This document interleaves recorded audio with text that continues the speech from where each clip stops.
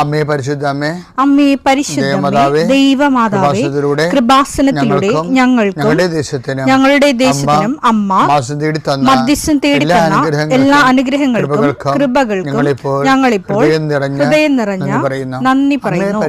അമ്മേ പരിശുദ്ധമ്മേ ദൈവമാതാവേ, 2004 ഡിസംബർ 7 ഉച്ചകഴിഞ്ഞ് 2:30 കൃപാസനത്തിൽ സംഭവിച്ച അമ്മയുടെ പ്രത്യക്ഷപ്പെടലിനെ കുറിച്ച് തിരുസഭയ്ക്ക് സമർപ്പിച്ചിരിക്കുന്ന പഠനരേഖകളുടെ മേൽ സഭാത്മകമായ പഠനം ആരംഭിക്കുവാൻ ഞങ്ങൾ പ്രാർത്ഥിക്കുന്നു. അമ്മേ പരിശുദ്ധമേ, ഭൂസ്വർലോകങ്ങളുടെ രാജ്ഞിയായ അങ്ങേയ്ക്ക് ഭൗമസംരക്ഷണത്തിനായി പ്രപഞ്ചപ്രകൃതിയെ തന്നെ തിരുസഭ പ്രതിഷ്ഠിക്കുവാൻ ഈ പ്രത്യക്ഷീകരണം വഴി ഇടയാക്കണമേ. പരിശുദ്ധമേ, ജപമാല മാതാവേ, സകല കൃപാസനം പ്രാർത്ഥനയോടും ചേർത്ത് ഞങ്ങളിപ്പോൾ പ്രാർത്ഥിക്കുന്ന ഈ കുടുംബത്തിന്റെ പ്രത്യേക നിയോഗം പറ മക്കളെ.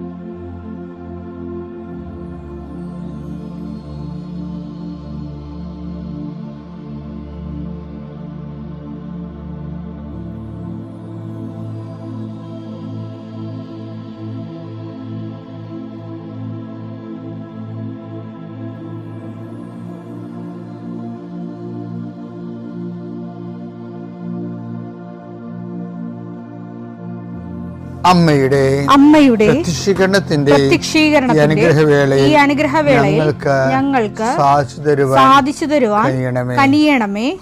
ആമേൻ. വിശ്വാസ പ്രമാണം. സർവശക്തനായ പിതാവും ആകാശത്തിന്റെയും ഭൂമിയുടെയും സൃഷ്ടാവുമായ ദൈവത്തിൽ ഞാൻ വിശ്വസിക്കുന്നു.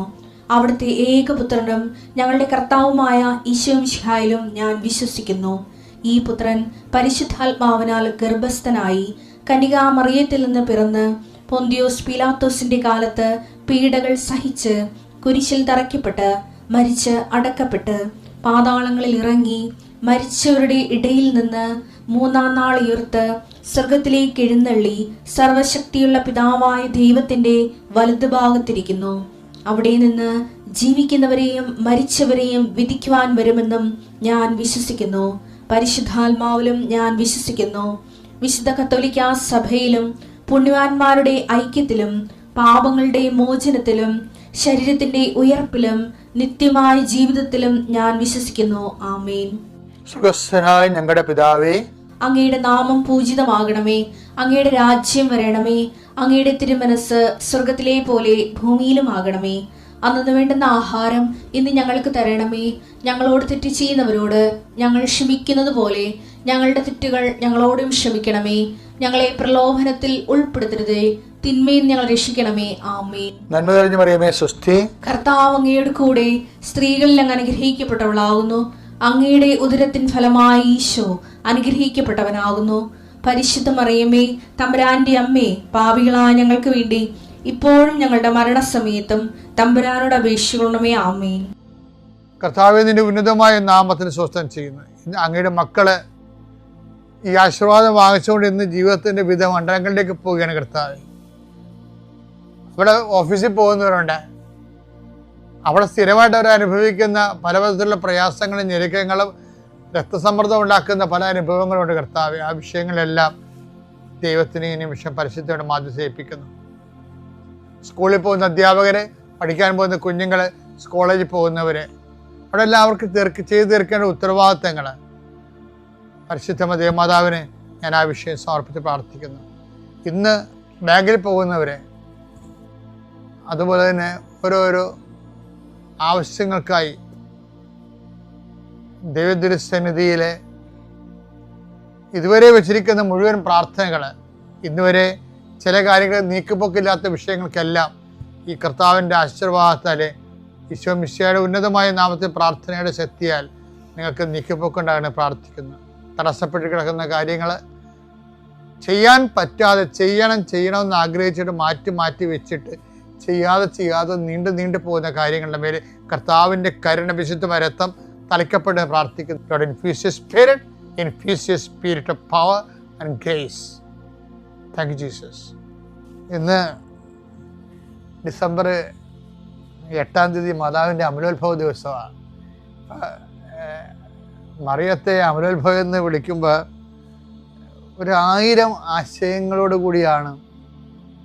അതിൻ്റെ ഒരു മാംസധാരണമാണ് അമലോത്ഭവം എന്ന് പറയുന്ന ഒരു മൗലിക ആശയം എന്ന് പറയുന്നത്. എന്നുവെച്ചാൽ കാര്യം വെച്ചാൽ ഈ ക്രിസ്തുവാകുന്ന വചനത്തെ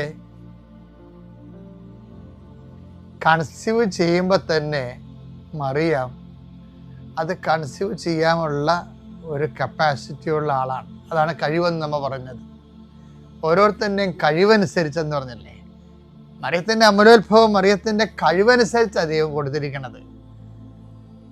അല്ലാതെ മറിയത്തോട് ഡിവൈഡ് ചെയ്തിട്ട് ദൈവം പ്രത്യേക ഒരു ദാനം കൊടുത്തതിനേക്കാൾ ഉപരി ആ ദാനം ഗ്രേസ് ഇഷ്ടപ്പോൾ നേച്ചർ എന്ന് നമ്മൾ പറയുമ്പോൾ ആ നേച്ചർ മറിയത്തിനുണ്ട്. അതാണ് അതിനെ കഴിവെന്ന് പറയുന്നത്. വചനമായിട്ട് മനസ്സിലാക്കാനും വചനം വളർത്തിക്കൊണ്ടുവരാനുള്ള മനോഭാവങ്ങൾ, നിലപാടുകൾ, നയങ്ങൾ, സമീപനങ്ങൾ, പ്രതികരണങ്ങൾ, ഇങ്ങനെ എല്ലാത്തിൻ്റെയും കൂടെയുള്ള ഒരു ഫേവറബിൾ കൾച്ചർ അറിയാം ആദ്യമൂല്യം കീപ്പ് ചെയ്തിരുന്നതിൻ്റെ പേരിലാണ് അവളെല്ലാം ഹൃദയത്തിൽ സംഗ്രഹിച്ചു എന്ന് പറയണത്. പിന്നെ മറിയത്തെക്കുറിച്ച് പറയണത് മറിയം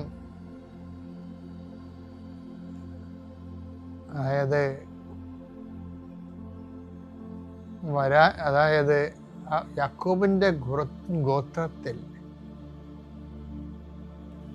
അവൻ എന്നേക്കും വലിയവനായിരിക്കും. അവൻ്റെ രാജ്യത്തിന് അവസാനം ഉണ്ടാകുകയില്ല. അത് മറിയത്തോടാണ് പറഞ്ഞിരിക്കുന്നത്. വേറെ ആരോടും പറഞ്ഞാൽ അത് മനസ്സിലാകത്തില്ല. ലൂക്കാ 1:32-33 അവൻ വലിയവനായിരിക്കും, അവൻ വലിയവനായിരിക്കും, അത്യുന്നതന്റെ പുത്രൻ എന്ന് വിളിക്കപ്പെടും, അത്യുന്നതന്റെ പുത്രൻ എന്ന് വിളിക്കപ്പെടും. അവന്റെ പിതാവായ ദാവീദിന്റെ സിംഹാസനം, അവന്റെ പിതാവായ ദാവീദിന്റെ സിംഹാസനം ദൈവമായ കർത്താവ് അവന് കൊടുക്കും, ദൈവമായ കർത്താവ് അവന് കൊടുക്കും. യാക്കോബിന്റെ ഭവനത്തിന്മേൽ അവൻ എന്നേക്കും ഭരണം നടത്തും, അവന്റെ രാജ്യത്തിന് അവസാനം ഉണ്ടാകുകയില്ല. ലൂക്കാ 1:33 അത് ഈ യാക്കോബിന്റെ ഭവനത്തിൽ അവൻ എന്നേക്കും ഭരണം നടത്തും, അവന്റെ രാജ്യത്തിന് അവസാനം ഉണ്ടാകുകയില്ല. ഞാനൊക്കെ പണ്ട് വിശ്വസിച്ചിരുന്നത് ഈ യോഹന്നാൻ എന്നെ കുറെ വഴിതെറ്റിച്ചിട്ടുണ്ട്. യോഹന്നാന്റെ സുവിശേഷത്തില് പുനരുത്ഥാനത്തിന് പ്രഥമ സാക്ഷി മേരി മാഗ്ഡലൻ അല്ലേ. അപ്പം ഞാനും കഴിഞ്ഞ ഇടയ്ക്ക് വരെ വിശ്വസിച്ചിരുന്നത് പുനരുത്ഥാനത്തിൻ്റെ പ്രഥമ സാക്ഷി മേരി മാഗ്ഡലൻ എന്നാണ്. പക്ഷെ പുനരുത്ഥാനത്തിൻ്റെ പ്രഥമ സാക്ഷി പുനരുത്ഥാന സമയത്ത് അവിടെ ഇല്ലായിരുന്ന ആളാണ്.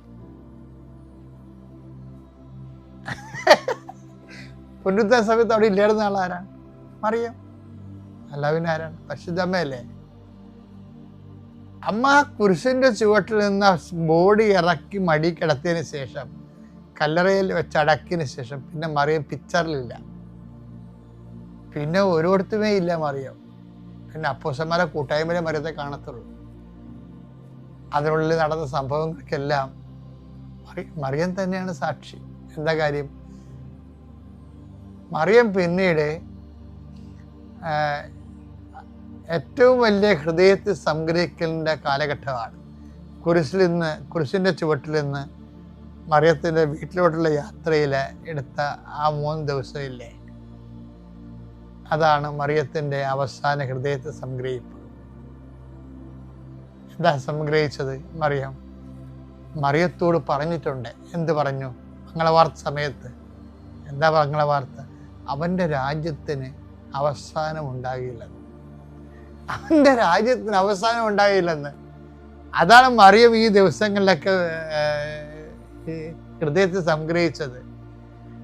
സംഗ്രഹിക്കുക മാത്രമല്ല, അത് മറിയത്തെ കണ്ടപ്പോഴേ എഡിറ്റ് ചെയ്യാതെ എലിസബത്ത് പറയും, മേരി, നീ മേരിയല്ല, അവൻ്റെ രാജ്യത്തിന് അവസാനം ഉണ്ടാകില്ലെന്ന് അരുളി ചെയ്ത അവസാനമില്ലാത്ത രാജ്യത്തിൻ്റെ രാജാവ്, എൻ്റെ കർത്താവ്, എൻ്റെ കർത്താവിൻ്റെ അമ്മയാണ് നീ. എന്നെ കാണാൻ എനിക്കെങ്ങനെ യോഗ്യത എന്ന് പറഞ്ഞിട്ട് എലിസബത്ത് പറയണത് എന്താണെന്നറിയാമോ? ശരി, കർത്താവ് നിന്നോട് അരുളി ചെയ്ത കാര്യങ്ങൾ,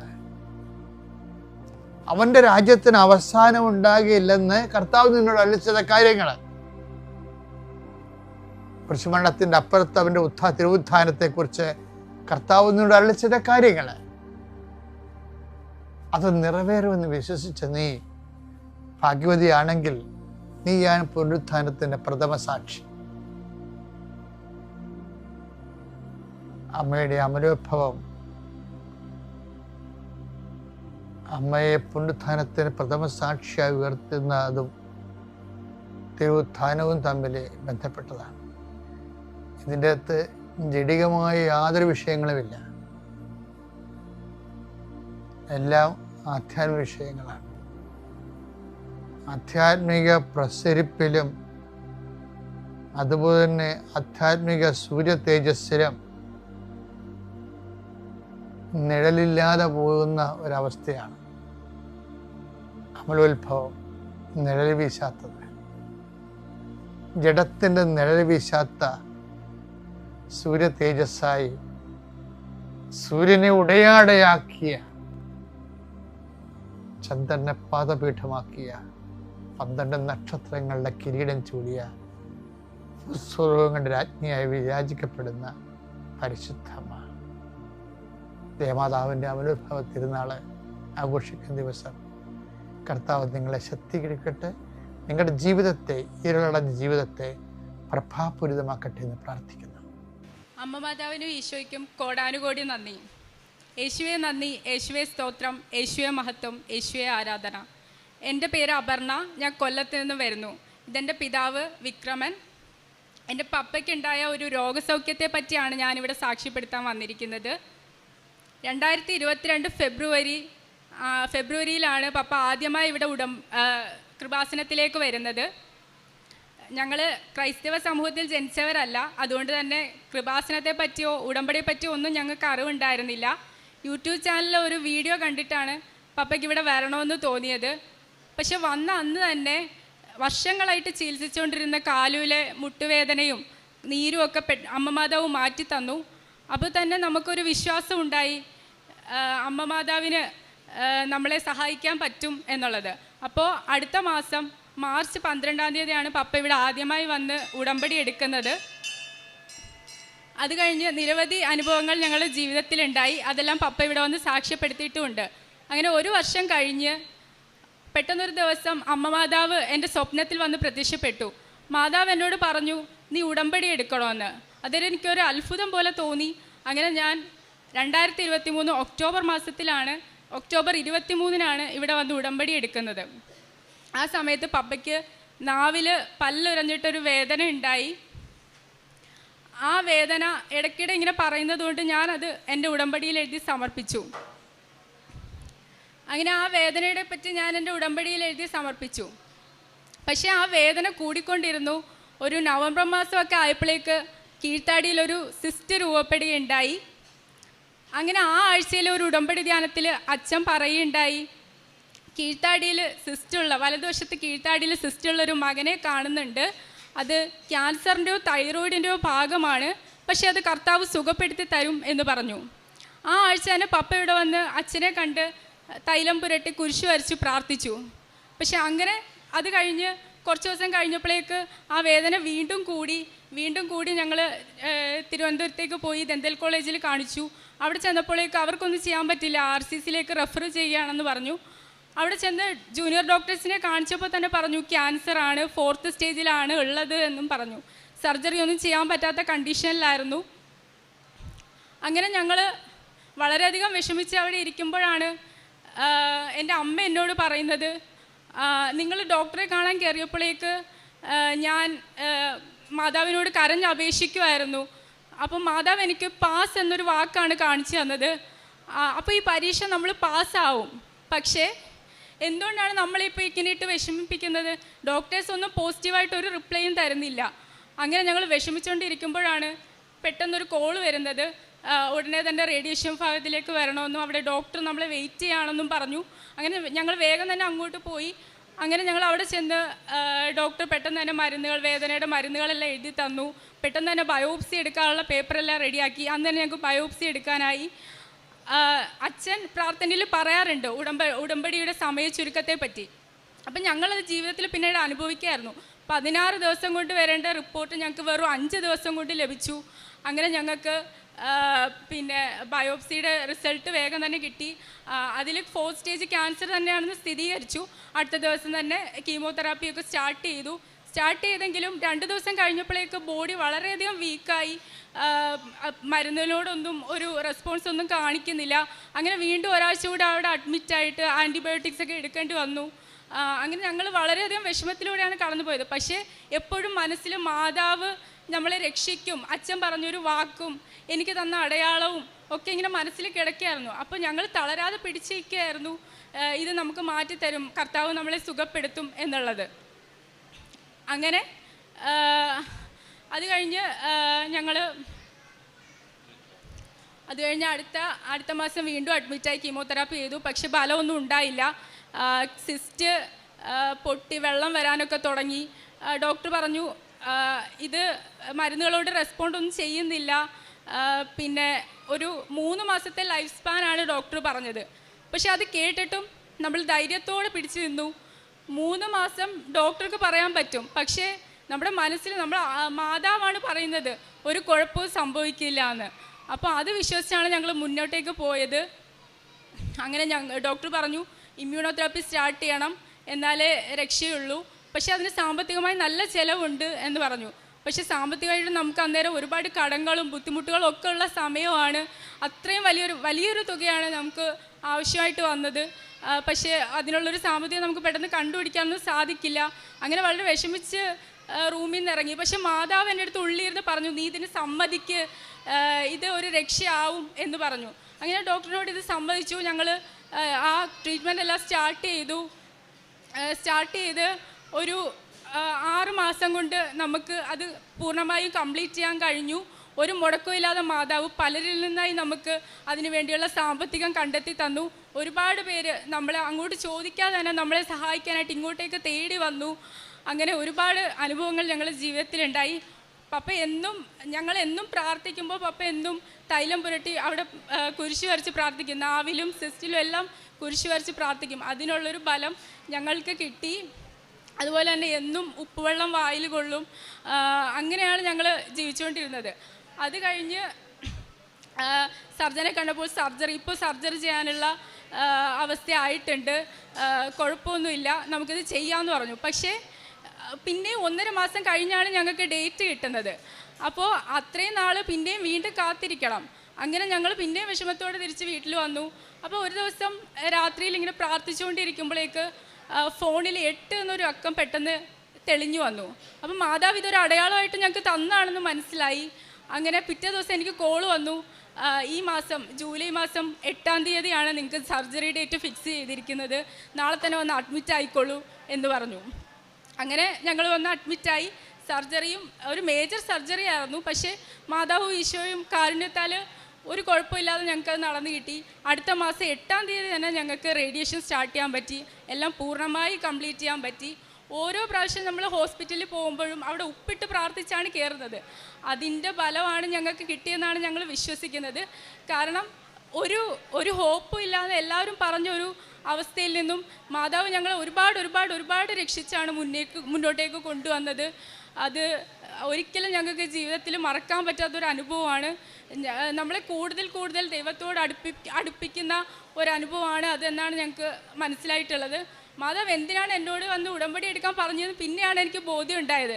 കാരണം പപ്പയ്ക്ക് ഇങ്ങനെ ഒരു അസുഖം വരും, ഇവിടെ വന്ന് ഉടമ്പടി പുതുക്കാനൊന്നും കഴിയില്ല, നീ വേണോ അത് ചെയ്യാൻ എന്ന് മാതാവ് എന്നോട് വന്ന് പറഞ്ഞതാണെന്ന് എനിക്ക് പിന്നെ മനസ്സിലായി.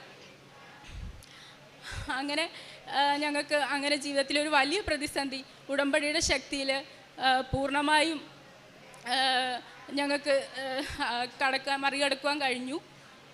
അതുപോലെ തന്നെ നിരവധി വേറെ അനുഭവങ്ങളും ഞങ്ങളുടെ ജീവിതത്തിൽ ഉണ്ടായിട്ടുണ്ട്. ഒരു 2 വർഷത്തോളമായിട്ട് എനിക്കൊരു സ്കിൻ ഇൻഫെക്ഷൻ ഉണ്ടായിരുന്നു.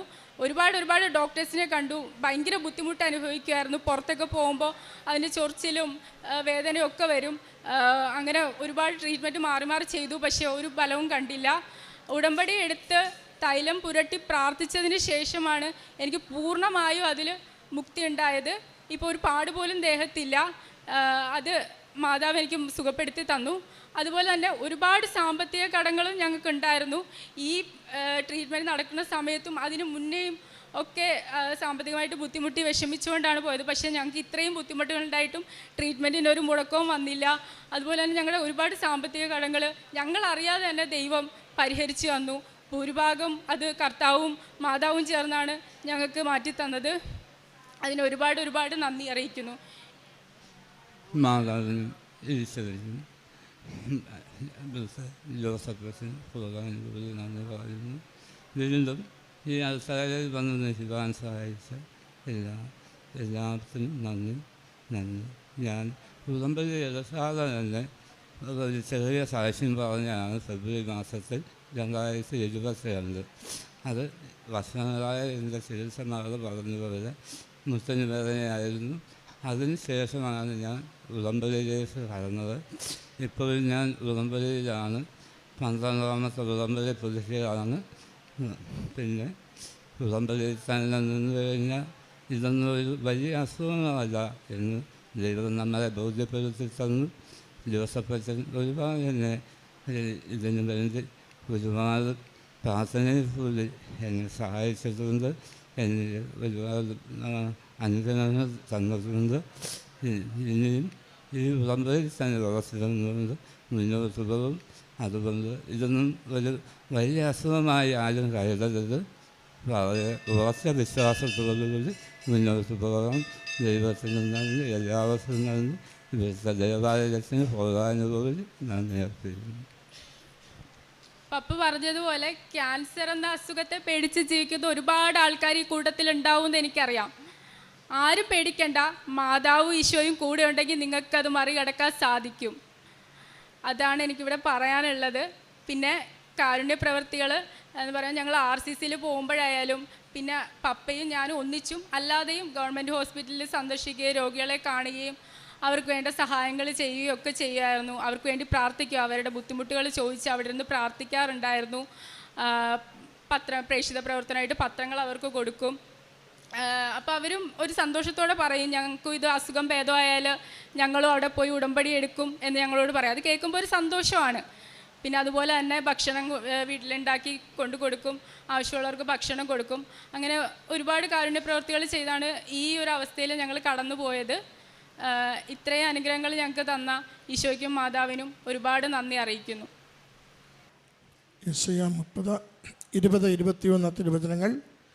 കർത്താവ് നിനക്ക് കഷ്ടതയുടെ അപ്പവും ക്ലേശത്തിൻ്റെ ജലവും തന്നാലും നിൻ്റെ ഗുരു നിന്നിൽ നിന്ന് മറഞ്ഞിരിക്കുകയില്ല. നിൻ്റെ നയനങ്ങൾ നിൻ്റെ ഗുരുവിനെ ദർശിക്കും. നീ വലത്തോട്ടോ ഇടത്തോട്ടോ തിരിയുമ്പോൾ നിൻ്റെ കാതുകൾ പിന്നിൽ നിന്ന് ഒരു സ്വരം ശ്രവിക്കും, ഇതാണ് വഴി, ഇതിലേ പോവുക. അപർണ എന്ന ഈ മകളും വിക്രമൻ എന്ന ഈ അപ്പച്ചനും അവരുടെ ജീവിതത്തിൽ ലഭിച്ച വലിയ ദൈവാനുഭവങ്ങളെ ഒത്തിരി നന്ദിയോടും സന്തോഷത്തോടും അമ്മ മാതാവിൻ്റെ തിരുനടയിൽ സാക്ഷ്യപ്പെടുത്തുകയാണ്. ഏറ്റവും പ്രാധാന്യത്തോടെ പങ്കുവച്ചത് അപ്പച്ചൻ്റെ 4th സ്റ്റേജ് ക്യാൻസർ, 3 മാസം മാത്രം ആയുസ് പറഞ്ഞ കീഴ്ത്താടിയുടെ ക്യാൻസർ. പരിശുദ്ധമ്മ നിരന്തര സന്ദേശങ്ങൾ നൽകി വഴി നടത്തി സൗഖ്യപ്പെടുത്തിയതിൻ്റെ സാക്ഷ്യമാണ്. മകൾ പറഞ്ഞു, അതിലാദ്യത്തേത് മകൾക്ക് ലഭിച്ച സന്ദേശമാണ്, ഉടമ്പടി എടുക്കൂ എന്ന സന്ദേശം. എന്തിനാണ് ഉടമ്പടി എടുക്കേണ്ടതെന്ന് മകൾക്കറിയില്ലായിരുന്നു. മകളത് മാതാവിൻ്റെ സന്ദേശം സ്വീകരിക്കുകയും അപ്പച്ചൻ ആദ്യകാലം മുതൽ ഉടമ്പടിയിൽ നിലനിൽക്കുന്നത് കൊണ്ട് ഉടമ്പടി എന്താണ് എന്ന് മനസ്സിലാക്കി ജീവിക്കുകയും ചെയ്യുന്നത് കൊണ്ട് മറ്റൊന്നും വിചാരിക്കാതെ അമ്മയുടെ സന്ദേശത്തോട് ഹൃദയപൂർവ്വം പ്രതികരിച്ചു, അത് സ്വീകരിച്ചു എന്നതാണ് ആദ്യത്തെ അനുഗ്രഹം. നമുക്ക് അമ്മ മാതാവ് വഴി ലഭിക്കുന്ന സന്ദേശങ്ങളോട് നമുക്ക് സംശയങ്ങൾ ചോദിക്കാം, തിരസ്കരിക്കാം, എതിർത്ത് നിൽക്കാം, പൂർണ്ണ മനസ്സോടെ സ്വീകരിക്കുകയും ചെയ്യാം. അത് നമ്മുടെ സ്വാതന്ത്ര്യമാണ്. പക്ഷേ എന്താണോ നാം എടുക്കുന്ന തീരുമാനം അതിനനുസരിച്ച് ജീവിതം മാറിക്കൊണ്ടിരിക്കും. മകളോട് ഉടമ്പടി എടുക്കൂ എന്ന സന്ദേശം മാതാവ് സ്വപ്നത്തിൽ പറയുന്നത് കൃത്യമായി മകൾ തിരിച്ചറിയുന്നുണ്ട്. മകളത് മറ്റൊന്നും വിചാരപ്പെടാതെ ഒന്നും ആലോചിക്കാതെ മകൾ വന്ന് ഉടമ്പടി എടുക്കുന്നുണ്ട്. ഉടമ്പടി എടുത്ത ശേഷമാണ് ബാക്കി എല്ലാ കാര്യങ്ങളും സംഭവിക്കുന്നത്. പെട്ടെന്ന് അതിലുള്ളതാണ്, ആ നാളുകളിൽ അപ്പച്ചന് വേദനയുണ്ട്, പല്ലുവേദനയുണ്ട്. അതുകൊണ്ട് അപ്പച്ചൻ്റെ പല്ലുവേദന സൗഖ്യപ്പെടുവാൻ വേണ്ടി നിയോഗം എഴുതി വയ്ക്കുന്നു. അത് മുന്നോട്ട് പോകുന്നുണ്ട്. മുന്നോട്ട് പോകുമ്പോൾ അച്ഛൻ്റെ ഉടമ്പടി ധ്യാനത്തിൽ നിന്ന് സന്ദേശം വരുന്നു. അത് കീഴ്ത്താടിയിൽ മുഴയുള്ള വേദനയുള്ള ഒരു വ്യക്തിയെ കാണുന്നതായിട്ടും തൈറോയിഡിൻ്റെയോ ക്യാൻസറിൻ്റെയോ ലക്ഷണമാണെന്നും അത് മാറുമെന്നും അച്ഛൻ ഉടമ്പടി ധ്യാനത്തിലൂടെ കൃത്യമായി സന്ദേശം കൈമാറുന്നു. ഇത് ഒരു ഉടമ്പടിയിലായിരിക്കുന്ന വ്യക്തികൾക്ക് വരുന്ന സന്ദേശങ്ങളെ നമുക്കുള്ളതാണെന്ന് കൃത്യമായി അത് ഏറ്റുപിടിക്കാൻ പറ്റും. മകളത് തിരിച്ചറിഞ്ഞ് മനസ്സിലാക്കുന്നുണ്ട്. ഇത് വീട്ടിലേക്കുള്ള സന്ദേശമാണല്ലോ ഈ വരുന്നത്. രോഗം ക്യാൻസർ എന്നോ തൈറോയിഡ് എന്നോ ഒന്നും ഡിക്റ്റേറ്റ് ചെയ്തിട്ടില്ല, ചിന്തിച്ചിട്ട് പോലുമില്ല. പല്ലുവേദന മാത്രം നിൽക്കുമ്പോഴാണ് ഉടമ്പടി ധ്യാനത്തിലൂടെ സന്ദേശം വരുന്നത്. ഇതിങ്ങനെ കാണുന്നു, അത് ഇന്ന ലക്ഷണമാണെന്ന് മനസ്സിലാവുന്നു. പക്ഷേ അതിൻ്റെ അവസാന വാക്ക് ഇത് മാറ്റിത്തരും എന്നുള്ളതാണ്. അതാണ് ആ ധ്യാനത്തിൽ കിട്ടുന്ന സന്ദേശത്തിൻ്റെ പ്രത്യേകത. നീ നടുക്കടലിലേക്ക് ചെന്ന് വീണാലും നിന്നെ കൈക്കുമ്പിളിൽ കോരിയെടുത്ത് ഞാൻ സഹായിക്കും, നിന്നെ സുരക്ഷിതനാക്കുമെന്ന്. പിന്നീട് പരിശോധനകളിലേക്ക് പോകുമ്പോൾ തിരിച്ചറിയുന്നുണ്ട് ക്യാൻസർ തന്നെയാണ്, 4th സ്റ്റേജാണ്, 3 മാസത്തെ ആയുസ്സേയുള്ളൂ, ഓപ്പറേഷൻ പോലും ചെയ്യാൻ പറ്റില്ല. തുടർച്ചയായി ആശുപത്രിയിൽ നിന്ന് മരണത്തെക്കുറിച്ചും ചെയ്യാനാവാത്ത കാര്യങ്ങളെക്കുറിച്ചും കൈവിട്ടുപോയ ജീവിതത്തെക്കുറിച്ചും മാത്രമാണ് പറഞ്ഞുകൊണ്ടിരിക്കുന്നത്. പക്ഷേ എപ്പോഴും പതറുകയോ അമ്മ മാതാവിനോട് അകലുകയോ വിശ്വാസം ക്ഷയിക്കുകയോ ഒന്നും ചെയ്യുന്നില്ല. കാരണം ഇത് മുൻകൂട്ടി അറിവ് നൽകിയ സന്ദേശമാണ്. അതുകൊണ്ടാണ് മകൾ പറയുന്നത് വീണ്ടും അമ്മ ഇടപെടുകയാണ്. സമയച്ചുരുക്കത്തിൻ്റെ അമ്മ 16 ദിവസം കൊണ്ട് കിട്ടേണ്ട ബയോപ്സി 5 ദിവസം കൊണ്ട് അത് കുടുംബത്തിന് റിസൾട്ട് അറിയിച്ചു കൊടുക്കുകയാണ്. വീണ്ടും പരിശോധനകൾക്ക് പോകുമ്പോൾ അച്ഛനെ വന്ന് കാണുന്നുണ്ട്. പ്രാർത്ഥനയിൽ അച്ഛനെ വന്ന് കണ്ട് അച്ഛൻ പ്രാർത്ഥിച്ച് തൈലം പൂശി സൗഖ്യം പ്രാർത്ഥിച്ചുകൊണ്ട് വിടുമ്പോഴും അത് കൂടുതൽ ബലമായിട്ട് വീടിനകത്ത് മാറുകയാണ്. മറ്റൊന്ന് ഓപ്പറേഷനുമായി ബന്ധപ്പെട്ട് കിട്ടിയ സന്ദേശമാണ്. നേരിട്ട് ആശുപത്രിയിൽ ചെല്ലുമ്പോൾ 1.5 മാസം കഴിഞ്ഞ് ഓപ്പറേഷൻ എന്ന് പറഞ്ഞു വിടുന്നു. പക്ഷേ മകൾ പ്രാർത്ഥിക്കുമ്പോൾ 8 എന്ന തീയതി കൃത്യമായി കാട്ടിക്കൊടുക്കുന്നു. എന്താണ് 8 എന്നറിയില്ല. പക്ഷേ പ്രാർത്ഥനയിൽ അമ്മ മാതാവ് സന്ദേശം കൈമാറിയിട്ടുണ്ട് 8 എന്നത്. തൊട്ടടുത്ത ദിവസം ആശുപത്രിയിൽ നിന്ന് വിളിച്ചു പറയുന്നു ജൂലൈ 8-ാം തീയതി ഓപ്പറേഷനാണ്, തയ്യാറായിക്കൊള്ളാൻ. ഇതാണ് ഉടമ്പടിയുടെ പ്രത്യേകത. ഉടമ്പടി നമ്മൾ കൃത്യമാണോ അത് വ്യക്തമായ അമ്മയുടെ കമ്മ്യൂണിക്കേഷൻ നമുക്ക് നൽകിക്കൊണ്ടിരിക്കും, നയിച്ചുകൊണ്ടിരിക്കും. അമ്മ തെളിക്കുന്ന വഴികളിലൂടെ ജീവിതം വിട്ടുകൊടുക്കുവാൻ നാം തയ്യാറാണെങ്കിൽ അതെന്നും ഐശ്വര്യത്തിലേക്ക്, സൗഖ്യത്തിലേക്ക്, സംരക്ഷണത്തിലേക്ക്, പ്രശ്നപരിഹാരത്തിലേക്ക് നമ്മളെ കൊണ്ടുപോകുന്നത് കാണാനാവും. ഈ കുടുംബം ഇന്ന് സന്തോഷത്തോടെ ഈ എൽത്താരയിൽ നിൽക്കുമ്പോൾ പറയുവാനുള്ളത് മുഴുവനും ആദ്യ നിമിഷം മുതൽ പൂർണ്ണ സൗഖ്യം നേടിയ നിമിഷം വരെയും എങ്ങനെ അമ്മ മാതാവ് സന്ദേശം നൽകി ആ വലിയ തീവ്രമായ രോഗത്തിൽ നിന്ന്, മരണം മുന്നിൽ കണ്ട ജീവിതത്തിൽ നിന്ന് പൂർണ്ണ ആരോഗ്യത്തിലേക്ക് അമ്മ മാതാവ് നയിച്ചു, ഈശോ സൗഖ്യപ്പെടുത്തി എന്നതിനെക്കുറിച്ചാണ്. മകളെ രണ്ടാമത്തെ സാക്ഷി സൂചിപ്പിച്ചത് സ്കിൻ അലർജിയെക്കുറിച്ചാണ്. ഏറെ നാളായിട്ടുള്ളത് മറ്റൊരു ചികിത്സയും ചെയ്യാതെ ഉടമ്പടി തൈലം പൂശി പ്രാർത്ഥിച്ചതിലൂടെ ഒരു പാടുപോലുമില്ലാതെ ശരീരത്തിന് പൂർണ്ണമായ ആരോഗ്യം, സൗഖ്യം ലഭിച്ചതിനെ സാക്ഷ്യപ്പെടുത്തി. പ്രിയമുള്ളവരെ, വൈദ്യന്മാരുടെ വൈദ്യൻ ഈശോ മാത്രമാണ്. ഏറ്റവും വലിയ മരുന്ന് അവൻ്റെ തിരുരക്തമാണ്. അതുകൊണ്ട് ഈശോയിൽ പൂർണ്ണ ശരണത്തോടുകൂടി ആശ്രയിക്കുകയും അവൻ്റെ തിരുരക്തത്താൽ ഉച്ചമുതൽ ഉള്ളംകാല് വരെ ശുദ്ധീകരിക്കപ്പെടുവാൻ വേണ്ടി ആന്തരിക അവയവങ്ങളുടെ ഏതൊരു രോഗക്ലേശങ്ങളും സൗഖ്യപ്പെടുവാൻ വേണ്ടി ആഗ്രഹത്തോടെ വിശ്വാസത്തോടെ പ്രാർത്ഥിക്കുകയും അച്ഛൻ്റെ ആശീർവാദ പ്രാർത്ഥനയിൽ പങ്കുചേരുകയും ചെയ്യുമ്പോൾ ദൈവശക്തി നമ്മളിലേക്ക് പ്രവഹിക്കുകയും അത് രോഗസൗഖ്യത്തിനും ജീവിത പ്രശ്ന പരിഹാരത്തിനും കാരണമാവുകയും ചെയ്യും. അതുകൊണ്ടാണ് മകൾ പറഞ്ഞത്, നിങ്ങൾ ക്യാൻസർ രോഗത്തെക്കുറിച്ച് പേടിച്ചിരിക്കുന്നവർ ഇക്കൂട്ടത്തിലുണ്ടാവാം. ദൈവത്തിന് വിട്ടുകൂട്, അമ്മയിൽ ശരണപ്പെട്. പൂർണ്ണ ആരോഗ്യത്തോടു കൂടി ഏത് സ്റ്റേജിൽ നിന്നും തിരികെ കൊണ്ടുവരുന്നത് കണ്ണുകൊണ്ട് കാണാൻ, ജീവിതത്തിൽ അനുഭവിക്കുവാൻ അമ്മ നമ്മളെ സഹായിക്കുമെന്ന്. ഈ അത്ഭുത രോഗസൗഖ്യങ്ങൾക്ക് അമ്മ മാതാവിനും തിരുക്കുമാരനും നന്ദി പറഞ്ഞുകൊണ്ട് കരങ്ങളടിച്ച് ഈ സാക്ഷ്യം നമുക്ക് സമർപ്പിക്കാം. തിരുക്കുമാരനും അമ്മ മാതാവിനും 1000 നന്ദി.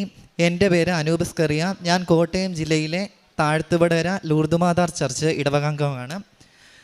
ഞാൻ ആദ്യമായി ഇവിടെ ഉടമ്പടി എടുത്തത് 2023 സെപ്റ്റംബർ 12-ാം തീയതിയാണ്. ആദ്യമായി കൃപാസനത്തെക്കുറിച്ച് കേൾക്കാനിടയായത് കൃപാസനം പത്രം ലഭിച്ചതിലൂടെയാണ്. അമ്മ മാതാവിൻ്റെ ഇങ്ങോട്ടുള്ള ഒരു ക്ഷണനമായിരുന്നു വിശുദ്ധ പത്രം എന്ന് പറയുന്നത്. അതിലൂടെ ഉടമ്പടി ജീവിതം നയിക്കണമെന്ന ഒരു ചിന്തയുണ്ടായി. പിന്നീട് ഇൻസ്റ്റഗ്രാം പോലെയുള്ള മാധ്യമങ്ങളിലൂടെ അമ്മ മാതാവിൻ്റെ ഒത്തിരിയേറെ സാക്ഷ്യങ്ങൾ വളരെയധികം ആളുകൾ പങ്കുവെക്കുന്നതിനുള്ള സാഹചര്യങ്ങൾ കാണാനിടയായി. അങ്ങനെ ഓരോ ദിവസവും അമ്മ മാതാവിൻ്റെ അടുക്കിലേക്കുള്ള ഒരു ജനപ്രവാഹം എന്ന് പറയുന്നത് കൂടിക്കൂടി വരികയാണ്. അത്രയധികം അമ്മ മാതാവിലെ വിശ്വാസം അർപ്പിച്ചാണ് ഓരോ മക്കളും കടന്നു വരുന്നത്. എൻ്റെ ജീവിതത്തെ സംബന്ധിച്ച് എനിക്ക് അമ്മ മാതാവിലൂടെ ലഭിച്ച അനേകം അനുഗ്രഹങ്ങളുണ്ട്. അതിൽ കുറച്ച് മാത്രമാണ് ഞാൻ നിങ്ങൾക്ക് മുമ്പിൽ ഏറ്റവും പ്രധാനപ്പെട്ട ചിലത് മാത്രം പങ്കുവെക്കാനായിട്ട് ആഗ്രഹിക്കുന്നു. ഞാൻ ഡ്രൈവിങ്ങിൽ വലിയ പ്രാവീണ്യമുള്ളൊരു വ്യക്തിയല്ലായിരുന്നു. ഒരു ദിവസം എൻ്റെ പപ്പായുമൊത്ത് ഞാൻ ഡ്രൈവിങ് പഠിച്ചുകൊണ്ടിരിക്കുകയാണ്. പെട്ടെന്ന് കാർ എൻ്റെ നിയന്ത്രണം വിട്ടുപോയി. ആ സമയത്ത് എപ്പോഴും ഞാൻ കാറിൽ പഠിക്കുവാനായിട്ട് കയറുന്ന സമയത്ത് വിശുദ്ധ കാശുരൂപവും അതുപോലെ കാറിനുള്ളിൽ വെഞ്ചരിച്ച അമ്മ മാതാവിൻ്റെ രൂപവും ഉണ്ടായിരുന്നു. പെട്ടെന്ന് അതൊരു കുഴിക്ക് നേരെ വലിയൊരു ആഴമുള്ള ഒരു കയ്യാലക്കുഴിയാണ്. അതിലേക്ക് എൻ്റെ കയ്യിൽ നിന്നും നിയന്ത്രണം വിട്ട് ആ കാറ് അതിലേക്ക് മറിയുവാനായിട്ട് പോയി. മറിയുവാണെങ്കിൽ നല്ല ഒന്നെങ്കിൽ ജീവാപായം അല്ലെങ്കിൽ ഗുരുതരമായ പരിക്കുകൾ ഏൽക്കേണ്ട ഒരു വളരെ അപകടകരമായ ഒരു അവസ്ഥയിൽ നിന്നും അമ്മ മാതാവ് പെട്ടെന്ന്, ഞാൻ ആ രൂപത്തിൽ നോക്കി അമ്മ മാതാവ് എന്ന് വിളിച്ചപ്പോൾ പെട്ടെന്ന് ആ ഒരിക്കലും അങ്ങനെ സംഭവിക്കാൻ പറ്റില്ല. അതുപോലെ വീടിലായിരുന്നു എൻ്റെ ആക്സിലേറ്റർ എല്ലാം ഞാൻ മാക്സിമം ബ്രേക്ക് ആവുന്ന ചവിട്ടി, ആക്സിലേറ്ററൊക്കെ മാക്സിമം ചവിട്ടി പെട്ടെന്ന് ആ കുഴിയിലേക്ക് പതിക്കേണ്ട അത് ആ അമ്മ മാതാവിൻ്റെ അനുഗ്രഹം കൊണ്ട് ചെറിയൊരു മരത്തിൽ തടഞ്ഞു നിർത്തി. അല്ലെങ്കിൽ ഒരിക്കലും ഇന്നിപ്പോൾ നിങ്ങളുടെ മുമ്പിൽ സാക്ഷ്യം പറയുവാനായിട്ട് പോലുമുള്ള അവസരം എനിക്ക് ലഭിക്കുകയില്ലായിരുന്നു. അതുപോലെ വലിയൊരു കാറിനും ആണെങ്കിൽ പോലും നിസ്സാരമായ പരിക്കുകൾ മാത്രമേ സംഭവിച്ചുള്ളൂ. അങ്ങനെ ഞങ്ങളുടെ വലിയൊരു അപകടത്തിൽ നിന്നും അമ്മ മാതാവ് രക്ഷിച്ചു. എൻ്റെ അടുത്തതായുള്ള ഏറ്റവും വലിയ സാക്ഷ്യം എന്ന് പറയുന്നത് ഇന്ന് രാവിലെ അമ്മ മാതാവ് എനിക്ക് നൽകിയ അനുഗ്രഹമാണ്. അതാണ്, ഞാൻ മെഡിക്കൽ കോഡിംഗ് കോഴ്സ് പഠിച്ച് അതിൻ്റെ ഫലമായിട്ട് ഒരു എക്സാം എഴുതണം, CPC സർട്ടിഫൈഡ് പ്രൊഫഷണൽ കോഡർ. ആ എക്സാം എഴുതണമെങ്കിൽ USA നടത്തുന്ന ഒരു എക്സാമാണ്. അത് വളരെയധികം ചിലവേറിയ ഒരു എക്സാമാണ്. 78,000-ലധികം രൂപ ചിലവഴിക്കുന്ന ആ ഒരു എക്സാമിന് ആകെ 2 ചാൻസ് മാത്രമേ ഉള്ളൂ. ഏകദേശം 100 ക്വസ്റ്റ്യൻ അറ്റൻഡ് ചെയ്യണം. 70% മാർക്ക് ലഭിച്ചാൽ മാത്രമേ അത് പാസ്സാവുകയുള്ളൂ. അതിൽ സംബന്ധിച്ച് ഞാൻ അതിൻ്റെ കോഴ്സ് കംപ്ലീറ്റ് ചെയ്തതിന് ശേഷം ആ ഒരു എക്സാമിനായിട്ട് പ്രിപ്പയർ ചെയ്യുന്നു. ഏകദേശം 24 മോക്ക് എക്സാം നമ്മൾ അറ്റൻഡ് ചെയ്യണം. ഒരു മോക്ക് എക്സാമിൽ പോലും ഞാൻ ഇന്ന് വരെയും പാസ്സായിട്ടില്ല. അത്രയധികം ടഫായിരുന്നു എന്നെ സംബന്ധിച്ച് ആ എക്സാം.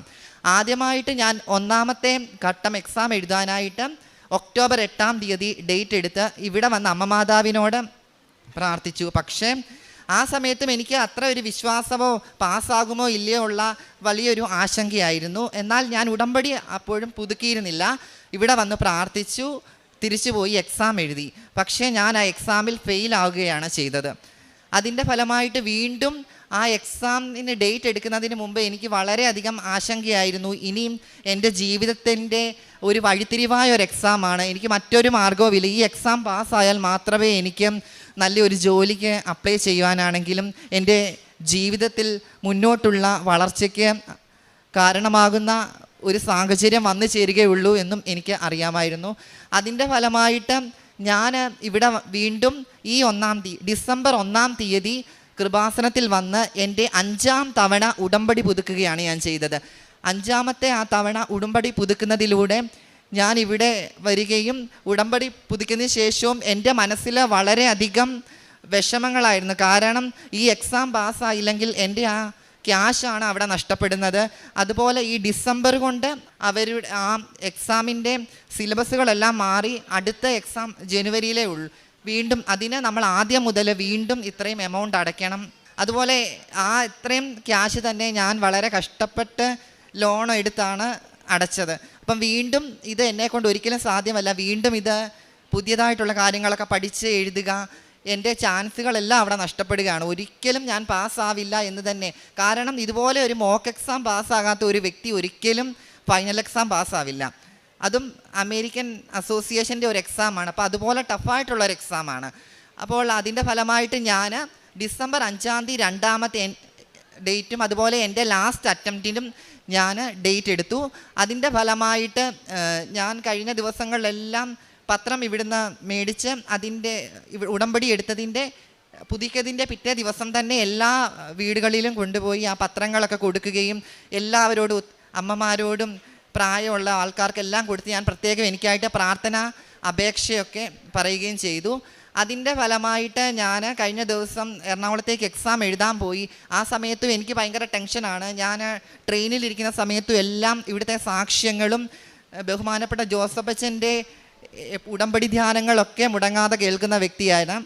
അതുപോലെ ഓരോ നിമിഷവും അമ്മമാതാവിനോട് ഞാൻ പ്രാർത്ഥിച്ച അമ്മമാതാവെ എനിക്ക് ഈ അൾത്താരയിൽ വന്ന് സാക്ഷ്യം പറയുവാനായിട്ട്, അല്ലെ എൻ്റെ റിസൾട്ട് ആദ്യം എൻ്റെ വീട്ടുകാരോ അല്ലെ എൻ്റെ പഠിപ്പിച്ച എൻ്റെ ടീച്ചേഴ്സോ ഫ്രണ്ട്സോ ആരും അറിയില്ല, എനിക്ക് എൻ്റെ റിസൾട്ട് നീ എന്നെ പാസ്സാക്കി തരുവാണെങ്കിൽ ഈ അൾത്താരയ്ക്ക് മുമ്പിൽ വന്ന് അമ്മമാതാവിനോടായിരിക്കും ആദ്യം പറയുന്നത് എന്ന് ഞാൻ അന്ന് ഉറച്ചെടുത്ത തീരുമാനമാണ്. അതിൻ്റെ ഫലമായിട്ട് ഞാൻ 5-ാം തീയതി എക്സാം എഴുതി. അതിനു മുമ്പ് എൻ്റെ കൂടെ എൻ്റെ ഫ്രണ്ട്സ് പലതവണ എഴുതിയിട്ട് എല്ലാവരും ഫെയിലാകുകയാണ്. അപ്പോൾ ഞാൻ വീണ്ടും ഡേറ്റ് മുന്നോട്ട് നീട്ടി വെക്കുകയാണ്. ഒരിക്കലും ഞാൻ കുറച്ചും കൂടെ പഠിച്ചിട്ട് എഴുതിയാൽ മതി, അല്ലാതെ ഒരിക്കലും ഞാൻ പാസ്സാകില്ല എന്നുള്ളൊരു ചിന്തയിലായിരുന്നു ഞാൻ. അതിൻ്റെ ഫലമായിട്ട് എന്താണേലും ഡേറ്റ് എടുക്കാം, എന്തേലും ആകട്ടെ എന്നുള്ള ഒരു ചിന്തയിൽ അപ്പോഴും ഞാൻ മാതാവിനെ എൻ്റെ മനസ്സിൽ എന്നും ഞാൻ ഓർത്തുകൊണ്ടാണ് ഓരോ കാര്യങ്ങളും ചെയ്യുന്നത്. എൻ്റെ ആത്മീയ ജീവിതത്തിൽ ഈ ഒരു ഉടമ്പടി 5-ാമത്തെ ഉടമ്പടിയോടുകൂടിയാണ് എൻ്റെ ആത്മീയ ജീവിതം കുറച്ചുകൂടെ നല്ല രീതിയിൽ മുന്നോട്ട് പോകുവാനായിട്ട് തുടങ്ങിയത്.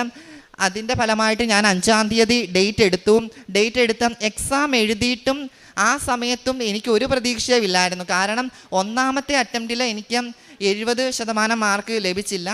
അത് ഒരുവിധം എളുപ്പമായിരുന്ന എക്സാം ആയിട്ട് പോലും എനിക്കത് മാർക്ക് ലഭിച്ചില്ല. അപ്പോൾ ഈ 2-ാമത്തേന്ന് പറഞ്ഞാൽ വളരെയധികം കഠിനമായിരുന്നു. ഒരിക്കലും എന്നെ സംബന്ധിച്ച് ഞാൻ ഇവിടെ ഈ അൾത്താരയ്ക്ക് മുമ്പിൽ നിന്ന് പറയുകയാണ്, എന്നെ സംബന്ധിച്ച് ഞാൻ പാസ്സാകില്ല എന്ന് ഞാൻ 100% ഉറപ്പോടെയാണ് പറയുന്നത്. അതുപോലെ ഞാൻ പാസ്സാകില്ല എന്ന് വിചാരിച്ച് ഞാൻ ആ എക്സാം എഴുതി കഴിഞ്ഞിട്ടും ആ 100 ക്വസ്റ്റ്യനിലൂടെയും എല്ലാവരും 4 മണിക്കൂറിന് ഒരു 15 മിനിറ്റോളം ലാസ്റ്റ് റീചെക്ക് ചെയ്യുക എന്നുള്ള ഒരു കാര്യമുണ്ട് എല്ലാ ക്വസ്റ്റ്യൻസും. ആ സമയത്തും എല്ലാവരും റീചെക്ക് ചെയ്യുന്ന സമയത്ത് ഞാൻ ആ മൗസ് എല്ലാ ക്വസ്റ്റ്യനിലൂടെയും കടത്തി വിശ്വാസപ്രമാണം ചൊല്ലിക്കൊണ്ട് അതോടൊപ്പം തന്നെ എൻ്റെ ഷർട്ടിൻ്റെ പോക്കറ്റിൽ ഞാൻ വിശുദ്ധ കാശിരൂപത്തിൽ ഓരോ ക്വസ്റ്റ്യൻ നമ്മൾ അറ്റൻഡ് ചെയ്യുമ്പോഴും കാശിരൂപത്തിൽ വിശ്വാസപ്രമാണം ചൊല്ലിയാണ് ഞാൻ അറ്റൻഡ് ചെയ്തത്. ഇത് ശരിയാണോ എനിക്കറിയില്ല.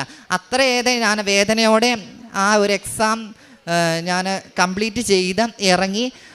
ഇന്നലെ എക്സാം എഴുതി, ഇന്ന് രാവിലെ 3:30-ക്കാണ് റിസൾട്ട് വരുന്നത്. ആ സമയത്തും 5:30-ക്ക് പോലും ഇന്നലെ വന്ന ക്ഷീണത്തിലും വളരെ എക്സാമിൻ്റെ ടെൻഷനിലുമെല്ലാം ഞാൻ ഉറങ്ങിപ്പോയി. ഏകദേശം 6 മണിയായപ്പോൾ എണീറ്റപ്പോഴാണ് അയ്യോ പ്രത്യക്ഷീകരണ പ്രാർത്ഥന ചൊല്ലിയില്ലല്ലോ എന്ന് വെഞ്ചരിച്ച രൂപത്തിന് മുൻപിൽ തിരികൾ കത്തിച്ച് ഞാൻ പ്രാർത്ഥിച്ചു. അമ്മ മാതാവേ, ഞാൻ ഫോൺ തുറന്നില്ല. അപ്പോൾ ഏകദേശം മെയിൽ വന്നിട്ടുണ്ട്. മെയിൽ വന്നിട്ടുണ്ട്, പക്ഷേ എൻ്റെ റിസൾട്ട് വന്നിട്ടുണ്ട്.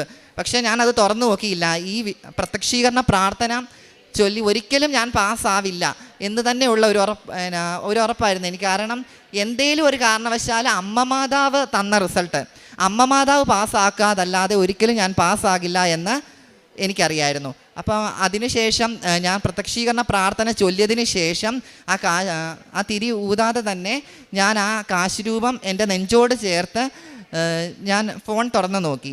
ഫോൺ തുറന്ന് നോക്കിയിട്ട് ഞാൻ ഫെയിലാകുമെന്നുള്ള ചിന്തയിൽ തന്നെയാണ് ഫോൺ ഓപ്പൺ ചെയ്തത്. പക്ഷേ അതിൽ ഞാൻ നോക്കിയപ്പം പാസ്സെന്ന് കിടക്കുന്നു. എൻ്റെ കൈകളൊക്കെ വിറയ്ക്കാൻ തുടങ്ങി. കാരണം ഇത് ഞാൻ തന്നെ, എൻ്റെ റിസൾട്ടാണോ, ഞാൻ വീണ്ടും വീണ്ടും ഇങ്ങനെ എൻ്റെ കണ്ണുകളുടെ എന്തെങ്കിലും കുഴപ്പമാണോ എന്ന് എനിക്കറിയില്ല. അതുകൊണ്ട് ഞാൻ വീണ്ടും നോക്കിയപ്പം ഞാൻ പാസ്സായി. എനിക്ക് 70 മാർക്കാണ് പാസ്സാകാനായിട്ട് വേണ്ടത്. എനിക്ക് കൃത്യം 70 മാർക്കുണ്ട്. അമ്മ മാതാവിൻ്റെ അനുഗ്രഹത്താൽ അല്ലാതെ ഒരിക്കലും അത് കിട്ടത്തില്ല. ഒരിക്കലും ഞാൻ 70 മാർക്കിനുള്ള എഴുതിയിട്ടില്ല. അമ്മ മാതാവാണ് എനിക്ക് ആ മാർക്ക് തന്നതെന്ന് ഞാൻ പൂർണ്ണമായിട്ടും വിശ്വസിക്കുന്നു. അതിനുശേഷം ഞാൻ നേരത്തെ പറഞ്ഞിട്ടുണ്ടായിരുന്നു, ഈ അൾത്താരെ വന്നിട്ട് ആരോടും, എൻ്റെ വീട്ടിൽ പോലും ഞാൻ ഇവിടെ വന്ന കാര്യം പറഞ്ഞിട്ടില്ല, എന്തിനാ ജയിച്ച കാര്യവും പറഞ്ഞിട്ടില്ല. കാരണം അമ്മ മാതാവാണ്, അമ്മ തന്ന അനുഗ്രഹമാണ്. അതിന് അമ്മയോട് മാത്രമാണ് ആദ്യം നന്ദി പറഞ്ഞതിന് ശേഷം ഞാൻ മറ്റുള്ളവരോട് പറയാൻ വേണ്ടിയായിരുന്നു. അതിനായിട്ട് ഒത്തിരിയേറെ നന്ദി. അമ്മയോട് എത്ര നന്ദി പറഞ്ഞാലും എൻ്റെ ഇനിയുള്ള ആത്മീയ ജീവിതത്തിൽ, ഉടമ്പടി ജീവിതത്തിൽ എല്ലാം അമ്മ മാതാവിൻ്റെ അനുഗ്രഹം എന്നും ഉണ്ടായിരിക്കണമെന്ന് ഞാൻ ഇപ്പോൾ പ്രാർത്ഥിക്കുകയാണ്. കാരണം ഉടമ്പടി ഇല്ലാത്ത ജീവിതം എന്ന് പറഞ്ഞാൽ വ്യർത്ഥമാണെന്ന് എനിക്ക് മനസ്സിലായി. എൻ്റെ കാരുണ്യപ്രവർത്തികൾ എന്ന് പറഞ്ഞാൽ എന്നെ സംബന്ധിച്ച് എനിക്ക് വലിയ ശമ്പളമോ വരുമാനമോ ഇല്ലെങ്കിൽ പോലും എന്നെ കഴിയുന്ന വിധത്തിൽ ഞാൻ പലരെയും സഹായിക്കാറുണ്ട്. അതുപോലെ നമ്മുടെ അയൽപ്പക്കത്തുള്ളവരെ ആണെങ്കിലും അതുപോലെ നമ്മുടെ ദേവാലയത്തിലെയും ചുറ്റുപാടുള്ള ആളുകളുടെയൊക്കെ എന്ത് സഹായം ഉണ്ടെങ്കിൽ ഏത് നിമിഷവും ഞാൻ ഓടി ചെല്ലാറുണ്ട്. എല്ലാവരെയും, രോഗികളാർക്കുള്ളവർക്ക് എല്ലാവർക്കും വേണ്ടി പ്രാർത്ഥിക്കുകയും വിശുദ്ധ തൈലം അവർക്ക് ലേപനം ചെയ്ത് കൊടുക്കുകയും, കുറേ ആളുകൾക്ക് പറഞ്ഞു ഇവിടെ വരാനായിട്ട് സാധിക്കാത്ത ഒത്തിരിയേറെ പ്രായമായ വ്യക്തികളുണ്ട്, അവരൊക്കെ പറഞ്ഞു വിശുദ്ധ കാശുരൂപം കൊടുക്കണം എന്നൊക്കെ പറഞ്ഞിട്ടുണ്ട്. അവർക്കെല്ലാം കൊടുത്ത് കൂടുതൽ ആളുകളെ അമ്മ മാതാവിൻ്റെ അനുഗ്രഹത്തിനായിട്ട് ഒത്തിരിയേറെ ആളുകൾ ഇപ്പോൾ ഇവിടെ ഈ വിശുദ്ധ അമ്മ മാതാവിൻ്റെ സന്നിധിയിൽ കൂടുതൽ ആളുകളാണ് വന്നുകൊണ്ടിരിക്കുന്നത്. എല്ലാവർക്കും അമ്മ മാതാവിൻ്റെ അനുഗ്രഹവും ആശിസ്സും ഉണ്ടാകട്ടെ എന്ന് പ്രാർത്ഥിക്കുന്നു. എൻ്റെ കാരുണ്യ പ്രവർത്തികൾ ഇവയൊക്കെയാണ്. പിന്നെ എൻ്റെ ആത്മീയ ജീവിതത്തിൽ വളരെയധികം മാറ്റം വന്നു. ഈ ഉടമ്പടി ജീവിതം ഇനിയും എൻ്റെ ജീവിതത്തിൽ ഈ ഉടമ്പടിയിൽ എൻ്റെ മരണം വരെ ഞാൻ എൻ്റെ ഉടമ്പടി ഞാൻ കണ്ടിന്യൂ ചെയ്ത് പോകും. എല്ലാം ഈ ഉടമ്പടി പ്രകാരം തന്നെ ഞാൻ എൻ്റെ ജീവിതത്തിൽ നിറവേറ്റുകയും എല്ലാ ദിവസങ്ങളിലും അമ്മ മാതാവിൻ്റെ ആ ഒരു മുഖം ദർശിക്കാതെ എൻ്റെ ഒരു ദിവസം പോലും കടന്നു പോവുകയുമില്ല. ഈ അൾത്താരയ്ക്ക് മുമ്പിൽ സാക്ഷ്യം പറയുവാനായിട്ട് എന്നെ അനുഗ്രഹിച്ച അമ്മ മാതാവിനും തിരുക്കുമാരനും 1 കോടി നന്ദി പറഞ്ഞുകൊണ്ട് നിർത്തുന്നു.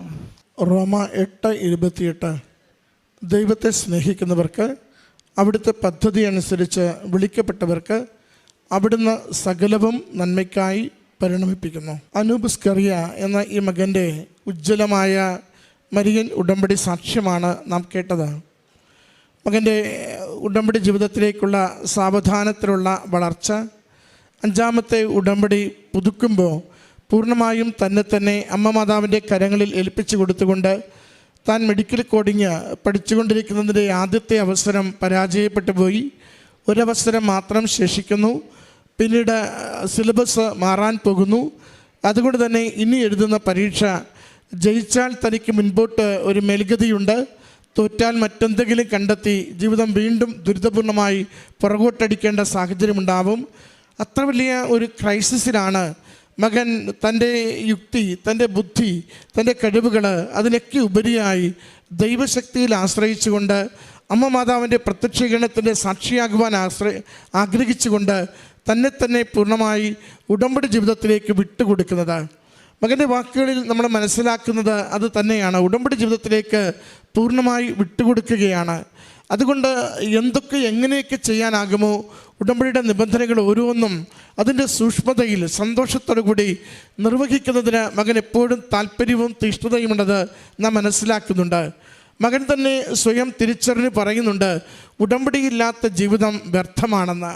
അതൊരു നല്ല നിരീക്ഷണമാണ്. നമുക്കറിയാം, പലപ്പോഴും നമ്മൾ ക്രിസ്ത്യാനികളെന്ന് പറയുമ്പോഴും നമ്മളൊക്കെ ഈ ദ്വാരമുള്ള കുടത്തിൽ വെള്ളമൊഴിച്ച പ്രതീതിയിൽ ജീവിക്കുന്നവരാണ്.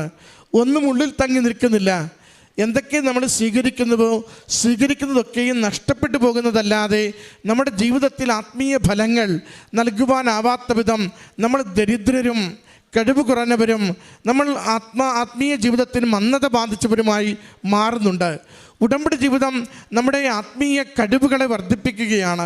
ഉടമ്പടി ജീവിതം ദൈവത്തിന് ശരണപ്പെടുവാനുള്ള നമ്മുടെ സിദ്ധിയെയും നമ്മുടെ താല്പര്യങ്ങളെയും വർദ്ധിപ്പിക്കുകയാണ്. ഉടമ്പടി ജീവിതം ദൈവശക്തിയിൽ ആശ്രയിക്കുവാൻ നമ്മളെ നിരന്തരം പ്രചോദിപ്പിക്കുകയാണ്.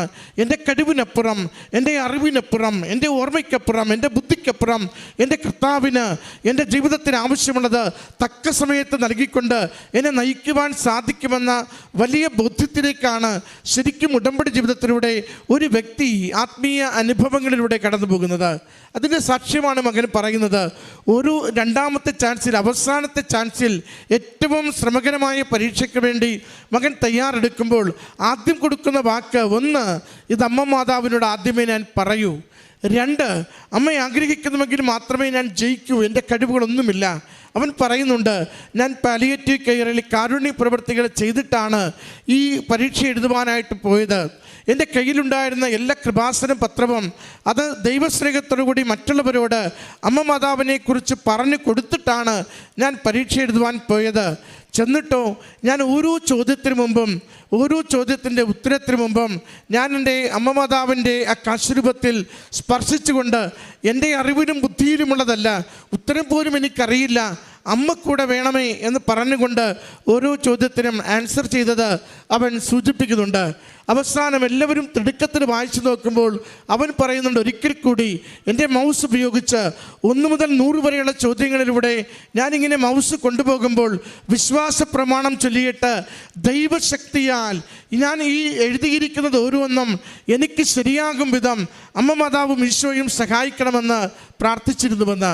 അതായത് തൻ്റെ കഴിവിലൊട്ടും ആശ്രയിച്ചിട്ടില്ല, തൻ്റെ സിദ്ധികളിലൊട്ടും അവൻ ആശ്രയിച്ചിട്ടില്ല, മറിച്ച് ദൈവശക്തിയാൽ, ദൈവകൃപയാൽ, എൻ്റെ കഴിവിന് അസാധ്യമായത് ദൈവസ്നേഹത്താൽ അമ്മ മാതാവിൻ്റെ പ്രത്യക്ഷീകരണത്തിന് സാക്ഷിയാകുന്നതിന് എന്നെ സഹായിക്കണമെന്ന് മാത്രം പറഞ്ഞുകൊണ്ടിരുന്നു. അതാണ് മകൻ പറയുന്നത്, ഞാൻ ബലഹീനനാണ്, എനിക്കത് നേടിയെടുക്കുക പ്രയാസമാണ്, ഇനി പരാജയപ്പെട്ടാൽ ഏറെ സാമ്പത്തിക നഷ്ടമുണ്ടാവും, സമയനഷ്ടമുണ്ടാവും. സമയച്ചുരുക്കത്തിൻ്റെ അമ്മ, എല്ലാത്തിനെയും നന്മയ്ക്കായി പരിണമിപ്പിക്കുന്ന കർത്താവ് എൻ്റെ ജീവിതത്തിൽ കൂടെ നിന്ന് പ്രവർത്തിക്കുകയും നല്ല വിജയം നൽകി തക്ക സമയത്ത് എന്നെ സഹായിക്കുകയും ചെയ്തു. അതുകൊണ്ട് വീടറിയാതെ, കൂട്ടുകാരറിയാതെ, പഠിപ്പിച്ചവരാരും അറിയാതെ അമ്മയുടെ അരികിൽ ആദ്യമായത് പറയുവാൻ സന്തോഷത്തോടെ ഞാൻ രാവിലെ ഇങ്ങോട്ട് പോന്നുവന്ന പ്രിയമുള്ളവരെ, അത് അമ്മ മാതാവിൻ്റെ അരികിൽ മകന് കൊടുത്ത വാക്കിൻ്റെ വിലയാണ്. അമ്മ മാതാവിൽ ശരണപ്പെട്ടാൽ ജീവിതത്തിൻ്റെ ഏതൊരു സങ്കടത്തിൽ നിന്നും തിരികെ കരകയറാൻ പറ്റുമെന്ന അവൻ്റെ ബോധ്യമാണ്. അവനതിന് ഒരു മുന്നനുഭവം കൊടുത്തിരുന്നു.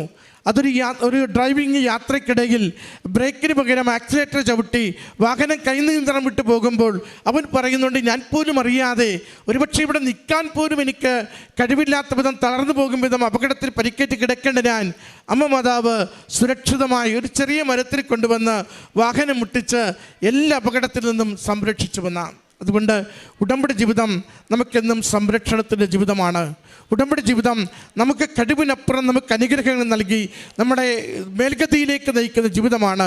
ഉടമ്പടി ജീവിതം നമ്മൾ നിസ്സാരരാണെങ്കിലും നമ്മളെ കൊണ്ട് ദൈവം വലിയ കാര്യങ്ങൾ പ്രവർത്തിക്കുന്ന ജീവിതമാണ്. ആ പ്രത്യാശയോടുകൂടി അമ്മയുടെ അരികിൽ നമ്മൾ ശരണപ്പെടുക.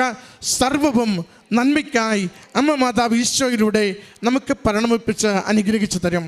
ഈ മകന് ലഭിച്ച ഈ അനുഗ്രഹങ്ങൾക്ക് അമ്മ മാതാവിനും തിരുക്കുമാരനും നന്ദി പറഞ്ഞുകൊണ്ട് കരങ്ങളടിച്ച് ഈ സാക്ഷ്യം സമർപ്പിക്കാം. തിരുനാമത്തിന് സ്തുതിയും മഹത്വവും ഉണ്ടാകട്ടെ. ആദ്യമായി പരിശുദ്ധ അമ്മയോടും തിരുക്കുമാരനോടും ഞാൻ മാപ്പ് അപേക്ഷിക്കുന്നു എൻ്റെ സാക്ഷ്യം താമസിച്ചു പോയതിന്. എൻ്റെ പേര് ജാൻസി ജോണി. ഞാൻ കർണാടകയിൽ മടിക്കേരിയിൽ സമ്പാജ ഇടവകയിൽ നിന്നും വരുന്നു.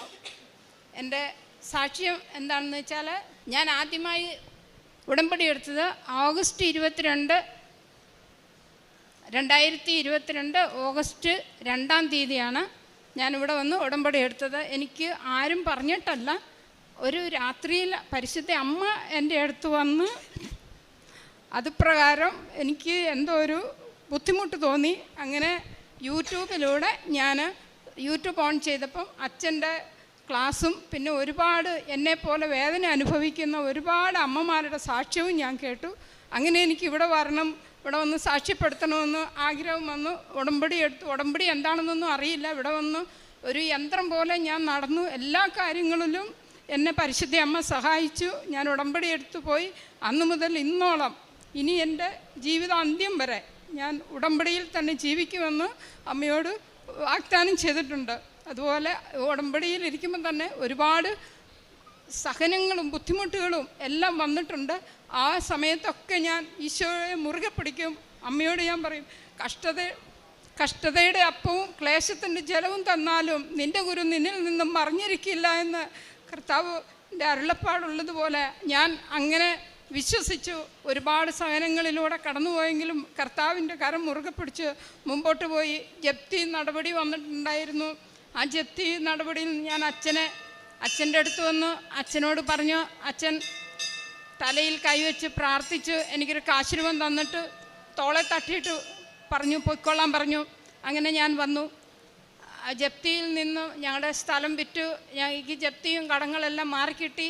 പിന്നെ എനിക്ക് മെയിനായിട്ടുണ്ടായിരുന്ന എൻ്റെ 2 കാലിൻ്റെ മുട്ടിന് വേദനയായിരുന്നു. ആ 2 മുട്ട് ഞാൻ കാലിന് ഉറയിട്ടുണ്ടായിരുന്നു നടന്നുകൊണ്ടിരുന്നത്. ഇവിടെ വന്ന് ഉടമ്പടി എടുത്തതിന് ശേഷം ഞാൻ മുട്ടിൽ തൈലം പുരട്ടുകയും പ്രാർത്ഥിക്കുകയും വിശ്വാസപ്രമാണം ചൊല്ലി തൈലം പുരട്ടുമായിരുന്നു. എപ്പം മുട്ടുവേദന മാറിയെന്ന് എനിക്ക് അറിഞ്ഞുകൂടായിരുന്നു. അല്ലെങ്കിൽ നടക്കുമ്പോൾ ഇങ്ങനെ മറിഞ്ഞു വീഴുന്ന ഒരു സാഹചര്യമായിരുന്നു. പള്ളിയിൽ എല്ലാവരും മുട്ടുകുത്തും. എന്നേക്കാൾ കൂടുതൽ പ്രായമുള്ളവർ മുട്ടുകുത്തി പ്രാർത്ഥിക്കുമ്പോൾ ഞാൻ വിഷമിക്കുമായിരുന്നു. മാതാവിനോട് ചോദിക്കും, കർത്താവിനോട് ചോദിക്കും, നിൻ്റെ മുമ്പിൽ മുട്ടുകുത്തുന്നവരെ മറ്റൊരാളുടെ മുമ്പിൽ മുട്ടുകുത്തേണ്ട ആവശ്യം വരില്ല എന്ന് നിൻ്റെ വചനം പറയുന്നുണ്ടല്ലോ എന്ന് പറഞ്ഞ് ഞാൻ പ്രാർത്ഥിക്കുമായിരുന്നു. ആ മുട്ടുവേദന എപ്പോൾ മാറിക്കിട്ടിയെന്ന് എനിക്കറിയില്ല. അത്രയും എൻ്റെ ജീവിതത്തിൽ ഒരുപാട് സാഹചര്യങ്ങൾ, ഒരുപാട് അനുഗ്രഹങ്ങൾ പരിശുദ്ധ അമ്മ എനിക്ക് നൽകിയിട്ടുണ്ട്. ജപ്തി നോട്ടീസ് ഒരു ദിവസം വൈകുന്നേരം 5 മണിയായപ്പം വീട്ടിൽ ജപ്തി നോട്ടീസ് വന്നു. അവർ വന്ന് ചുമരിൽ ഒട്ടിച്ചിട്ട് പോയി. അപ്പം ഞാൻ പരിശുദ്ധ അമ്മയുടെ ഒരു ഫോട്ടോ കതകിൽ വെച്ചിട്ടുണ്ടായിരുന്നു, ഒട്ടിച്ചിട്ടുണ്ട്. വലിയൊരു രൂപം ഉള്ളിൽ പ്രാർത്ഥിക്കുന്നിടത്ത് വെച്ചിട്ടുണ്ട്. അപ്പോൾ ഞാൻ അമ്മയോട് പറഞ്ഞ് അതിനു മുമ്പ് എനിക്ക് നോട്ടീസ് അവർ അയച്ചിരുന്നു. പക്ഷേ ഞാൻ കൈപ്പറ്റിയെങ്കിലും എനിക്കത് കെട്ടാനുള്ള വഴിയൊന്നും ഉണ്ടായിരുന്നില്ല. അപ്പം ഞാൻ മാതാവിനോട് പ്രാർത്ഥിക്കുമായിരുന്നു, മാതാവേ, ഇത് എൻ്റെ വീടല്ല, നിൻ്റെ വീടാണ്. ഈ വീട്ടിലൊരു ജപ്തി നോട്ടീസ് ഒട്ടിക്കാനുള്ള അവസരം നീ കൊടുക്കരുതേ മാതാവേ എന്ന് പ്രാർത്ഥിക്കുമായിരുന്നു. അവർ വന്ന് നോട്ടീസ് ഒട്ടിച്ചപ്പോൾ ബാങ്കുകാർ പറഞ്ഞു, ചേച്ചി ഞങ്ങൾക്കൊന്നും ചെയ്യാൻ പറ്റില്ല, ഇത് മേലെ നല്ല ഓർഡറാണ്. ഇല്ല, നിങ്ങൾ ഡ്യൂട്ടി നിങ്ങൾ ചെയ്തോളൂ, എനിക്ക് കുഴപ്പമില്ല എന്ന് പറഞ്ഞു. അവർ പോയി. അന്ന് രാത്രി ഞാൻ മാതാവിൻ്റെ മുമ്പിൽ മുട്ടുകുത്തി കൈവിരിച്ച് പ്രാർത്ഥിച്ചു. അന്ന് ഉറങ്ങാൻ സാധിച്ചില്ല. പിറ്റേ ദിവസം ഞാൻ രാവിലെ വാതിൽ തുറന്നു നോക്കുമ്പോൾ അവർ ചുമരിൽ ഒട്ടിച്ചിട്ട് പോയ ആ നോട്ടീസ് താഴെ പറഞ്ഞു കിടക്കുന്നതാണ് കണ്ടത്. ഞാനതെടുത്ത് അകത്ത് വെച്ചു.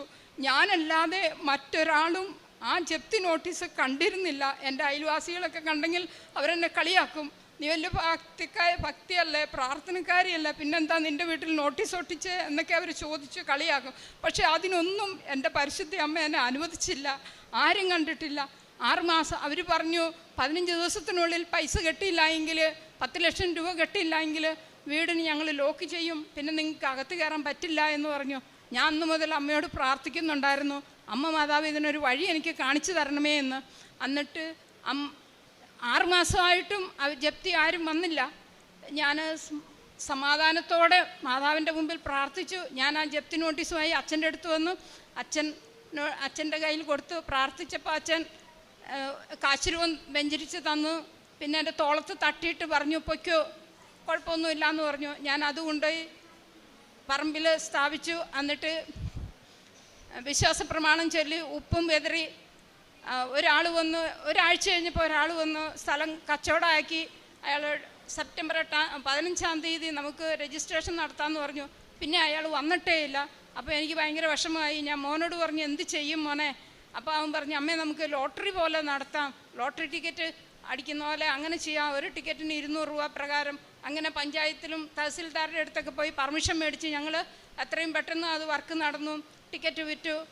ഒരു 3 മാസം കൊണ്ട് ഞങ്ങൾക്ക് എല്ലാം പെട്ടപ്പെട്ടാന്ന് എല്ലാ കാര്യങ്ങളും നടത്തി. മാതാവും തിരുക്കുമാരനും ഞങ്ങളെ അനുഗ്രഹിച്ച് ലോട്ടറി വിറ്റ് ഞങ്ങളുടെ കടങ്ങളെല്ലാം വീടി 20 ലക്ഷത്തോളം രൂപ ഞങ്ങൾക്ക് ബാങ്കിലും പിന്നെ കടമായിട്ടും സ്വർണം പണയം വെച്ചിട്ടൊക്കെ ആയിട്ട് കടം ഉണ്ടായിരുന്നു. അതെല്ലാം പരിശുദ്ധ അമ്മയും തിരുക്കുമാരനും മാറ്റി തന്നു. അങ്ങനെ ഒരുപാട് അനുഗ്രഹങ്ങൾ, വേറെ സമയക്കുറവ് മൂലം ഞാൻ അധികം നീട്ടുന്നില്ല, ഒരുപാട് അനുഗ്രഹങ്ങൾ എനിക്ക് മാതാവ് തന്നിട്ടുണ്ട്. എൻ്റെ അന്ത്യം വരെ ഇനി എൻ്റെ മാതാവിനും തിരുക്കുമാരനും വേണ്ടി ഞാൻ ജീവിക്കും. ഞാൻ കർണാടകയിൽ നിന്ന് വന്നു. എൻ്റെ ഒരാഗ്രഹമായിരുന്നു റാലിക്ക് പോകാൻ. എനിക്ക് സാധിച്ചില്ല. 3 വർഷമായി ഞാൻ അടുപ്പിച്ച് റാലിയിൽ സംബന്ധിക്കുന്നവളായിരുന്നു. ഈ പ്രാവശ്യം ഒരു പേഷ്യൻറ്റിന് ഹെൽപ്പിന് നിന്നുകൊണ്ട് എനിക്ക് റാലിയിൽ സംബന്ധിക്കാൻ പറ്റിയില്ല. ഞാൻ അന്ന് തൊട്ട് മാതാവിനോട് ഉപവാസം എടുത്ത് പ്രാർത്ഥിക്കുന്നുണ്ടായിരുന്നു. എനിക്ക് അമ്മയുടെ പ്രത്യക്ഷീകരണത്തിൻ്റെ ദിവസം എനിക്കിവിടെ വരണം. അതിനു മുമ്പ് എനിക്ക് എൻ്റെ ഈ അമ്മയുടെ തിരുനടയിൽ വന്ന് എനിക്ക് സാക്ഷ്യം പറയണം. ഈ പ്രത്യക്ഷീകരണത്തിൽ പങ്കുചേരാനുള്ള അനുഗ്രഹം എനിക്ക് തരണമേ എന്ന് ഞാൻ അമ്മയോട് പ്രാർത്ഥിക്കുന്നുണ്ടായിരുന്നു. എന്തായാലും ഞാൻ ഇന്നിവിടെ ലാൻഡ് ചെയ്തു. നാളെ അമ്മയുടെ പ്രത്യക്ഷീകരണത്തിന് ശേഷം മാത്രമേ ഞാൻ കർണാടകയിലേക്ക് തിരിച്ചു പോവുള്ളൂ. ഇത്രയെല്ലാം അനുഗ്രഹം തന്ന പരിശുദ്ധ അമ്മയ്ക്കും തിരുക്കുമാരനും 1000 നന്ദി. കാരുണ്യപ്രവൃത്തി ചെയ്യുന്നത് ഞങ്ങളുടെ അവിടെ നിന്ന് ഒരു 50 കിലോമീറ്റർ ദൂരത്തിലൊരു മന്ദബുദ്ധി ഉള്ള കുട്ടികൾ പഠിക്കുന്ന ഒരു സ്കൂളുണ്ട്. അച്ഛൻ പറയാറുണ്ട് അങ്ങനെയൊന്നും പറയരുതെന്ന് പറഞ്ഞിട്ടുണ്ട്. പക്ഷേ നമ്മൾ മനസ്സിലാകാൻ വേണ്ടിയിട്ട് പറയുകയാണ്. ഞങ്ങൾ ആ സ്കൂളിൽ ഞാനിവിടെ ഞാൻ ഒരു പ്രാവശ്യം അമ്മയോട് പറഞ്ഞിരുന്നു, എനിക്ക് ഇങ്ങോട്ട് കടന്നു വരാൻ സാധിക്കാതെ തടസ്സങ്ങൾ വന്നപ്പോൾ ഞാൻ പരിശുദ്ധ അമ്മയോട് പറഞ്ഞിരുന്നു, അമ്മ മാതാവേ എന്നെ അമ്മയുടെ നടയിൽ എത്തിച്ചാൽ ഞാനിവിടെ വന്ന് എൻ്റെ ഇടവകയിലുള്ള മക്കളെ ഞാനിവിടെ കൊണ്ടുവന്നോളാം, അതിനമ്മയ്ക്ക് സാക്ഷിയാക്കിക്കൊള്ളാം എന്ന് ഞാൻ പറഞ്ഞിരുന്നു. അതും പ്രകാരം ഞാനിവിടെ വന്ന് ഒരു രാത്രിയിൽ സ്വപ്നം കണ്ട അമ്മ ഇവിടെ വന്ന് കണ്ട അമ്മേനെയാണ് എനിക്കിവിടെ വന്നപ്പോഴാണ് മനസ്സിലായത്, ഈ അമ്മേനെയാണ് സ്വപ്നത്തിലൂടെ എനിക്ക് കാണാൻ പറ്റിയത്. അപ്പോൾ പരിശുദ്ധ അമ്മ തന്നെയാണ് എൻ്റെ വീട്ടിൽ വന്നതെന്ന് ഞാൻ പൂർണ്ണമായും വിശ്വസിച്ചു. അതുപ്രകാരം ഞാൻ പ്രാർത്ഥിച്ചു. ഇടവകയിൽ നിന്നും അടുത്ത ഇടവകയിൽ നിന്നും ഒരുപാട് മക്കളെ എനിക്കിവിടെ കൊണ്ടുവരാൻ സാധിച്ചു. അവർക്കെല്ലാം ഒരുപാട് അനുഗ്രഹങ്ങൾ കിട്ടി. ഭവനം പണിയാത്തവർ ഭവനം പണിതു, മക്കളെ കെട്ടിച്ചയച്ചു, പിന്നെ സ്ഥലം വിൽക്കാൻ പറ്റാത്തവർ സ്ഥലം വിറ്റു. അങ്ങനെ ഒരുപാട് അനുഗ്രഹങ്ങൾ അവർക്കെല്ലാം കിട്ടിയിട്ടുണ്ട്.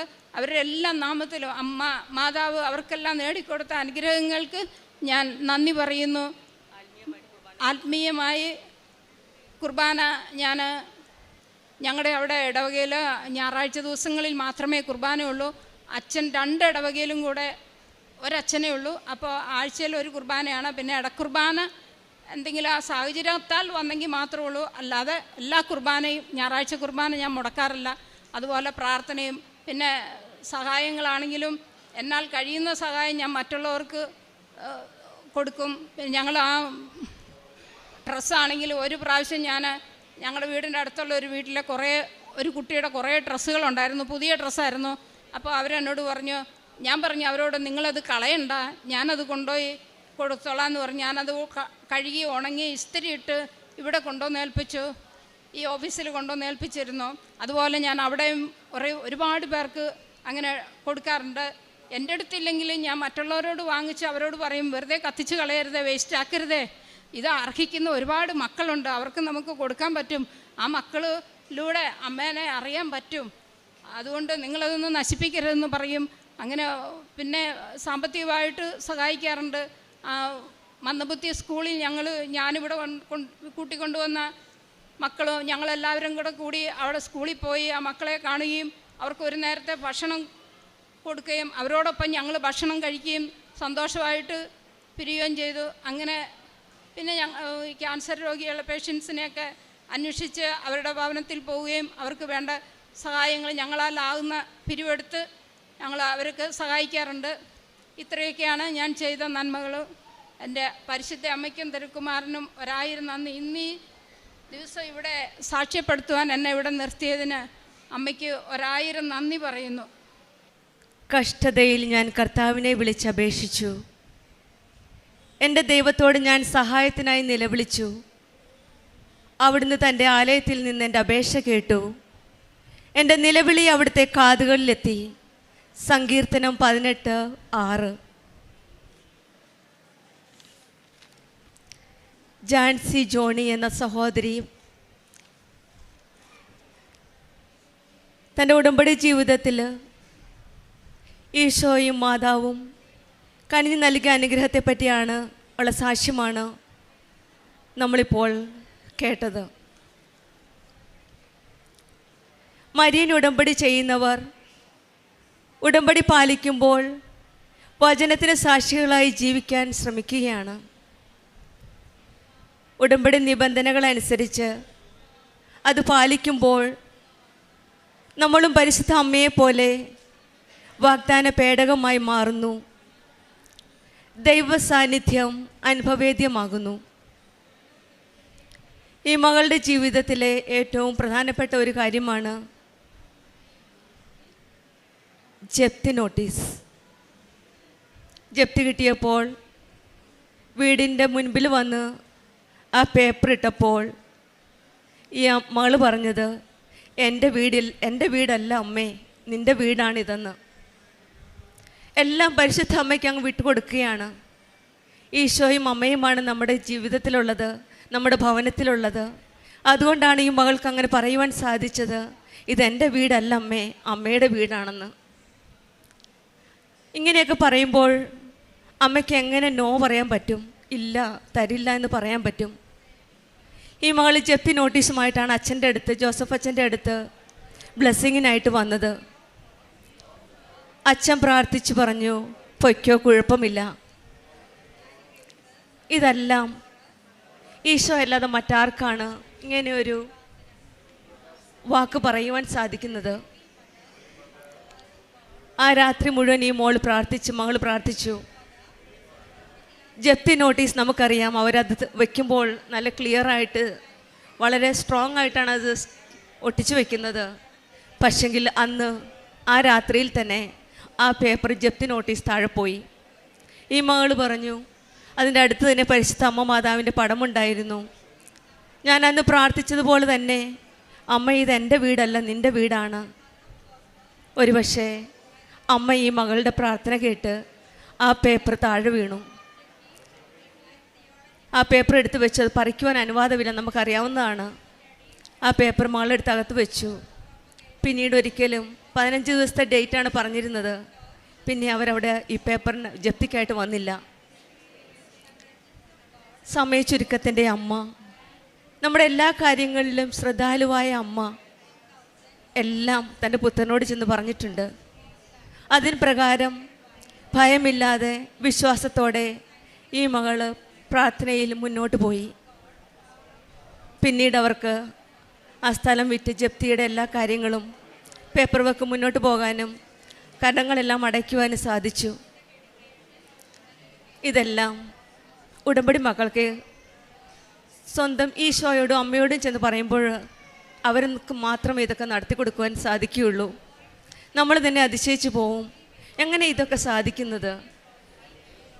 ഒരു മകള് അമ്മയുടെ അടുത്ത് ചെല്ലുമ്പോൾ ഈ അമ്മയാണ് എല്ലാം ഈശോയുടെ കയ്യിൽ നിന്നും ദൈവത്തിൻ്റെ കയ്യിൽ നിന്നെല്ലാം തിരിച്ച് നമുക്ക് തരുന്നത്. വീണ്ടും ഈ മകൾ പറഞ്ഞു, റാലിക്ക് വരാനായിട്ട് മുട്ടിൻ്റെ വേദന ഒരു വലിയ രോഗസൗഖ്യമാണ്.